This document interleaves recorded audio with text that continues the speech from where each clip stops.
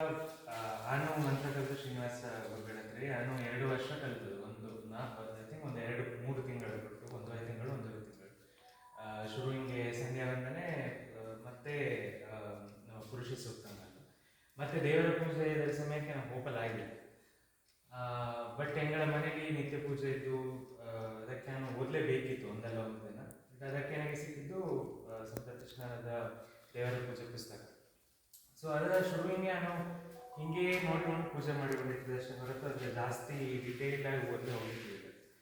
ಆದರೆ ಆ ಪುಸ್ತಕದಲ್ಲಿ ನಾನು ಆಲ್ಮೋಸ್ಟ್ ಒಂದು ಡಿಗ್ರಿಗೆ ಬಂದ ನಂತರ 2007 ಅನಿಸುತ್ತೆ, ಅಲ್ಲಿಂದ ನಂತರ ನಾನು ಪೂಜೆ ಹಿಡಿದಾಗ ಕರೆಕ್ಟ್ ಮಾಡಲಿಕ್ಕೆ ಶುರು ಮಾಡಿದ್ದು ನಾನು ಅವಾಗ.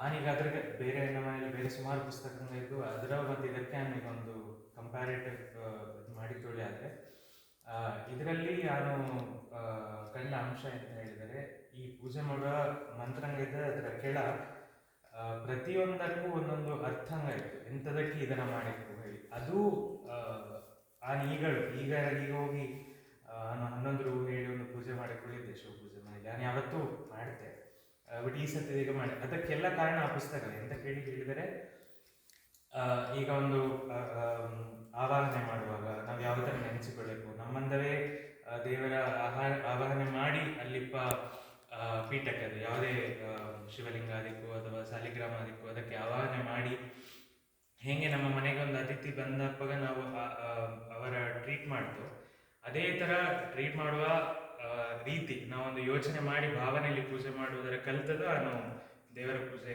ಪುಸ್ತಕದಲ್ಲಿ, ಅದು ಸಂಪ್ರತಿಷ್ಠಾನ ಬಂದ ಪುಸ್ತಕದಲ್ಲಿ. ಅಂಥ ಒಳ್ಳೊಳ್ಳೆ ಗ್ರಂಥಾಂಗ ಇದರಿಂದ ಬರ್ತಾ ಇತ್ತು. ಸೊ ಅದು ತುಂಬ ಅವಶ್ಯಕತೆ ಇತ್ತು. ಐ ಥಿಂಕ್ ಎಷ್ಟೋ ಜನಕ್ಕೆ ಅದರ ಓದುತ್ತವೇ ಇಲ್ಲ. ಎಲ್ಲರೂ ಬರೀ ಮಂತ್ರಾಂಗ ಓದ್ತೋ ಪೂಜೆ ಮಾಡ್ತೋ ಬರ್ತೋ, ಬಟ್ ಅದರ ಓದಿದರೆ ಮಾತ್ರ ನಮಗೆ ಆ ಪೂಜೆಯಲ್ಲಿ ಸಿಕ್ಕುವ ಖುಷಿ ಬೇರೆ.